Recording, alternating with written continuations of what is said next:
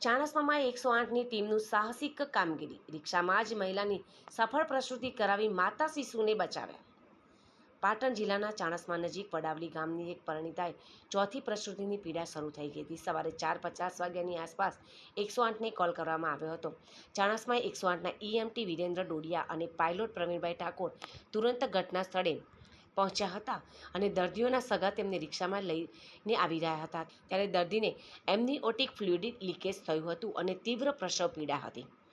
EMT Virendra ડોડિયાએ પરિસ્થિતિની ગંભીરતા સમજી રિક્ષામાં જ પ્રસૂતિ કરાવવાનો નિર્ણય લીધો. તેમણે ડિલિવરી કિટ પહેરી અને હેઝોલન લાઇટ્સ ચાલુ કરી હેડ ઓફિસમાં ERCP ડૉક્ટર મિત સાથે સંપર્ક કરી માર્ગદર્શન મેળવ્યું હતું. સવારે 4:53 વાગે બાળકનો જન્મ થયો. માતા અને નવજાત બાળકને તાત્કાલિક IVRL ફ્લુઇડ્સ અને ઓક્સિટોસિન ઇન્જેક્શનો આપવામાં આવ્યા હતા.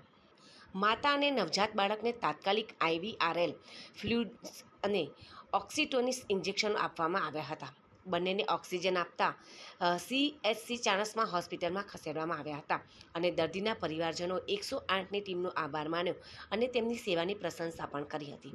અને આ 108ના કર્મચારીઓ ત્વરિત કાર્યવાહી અને વ્યાવસાયિક કુશળતાનું ઉત્તમ ઉદાહરણ છે.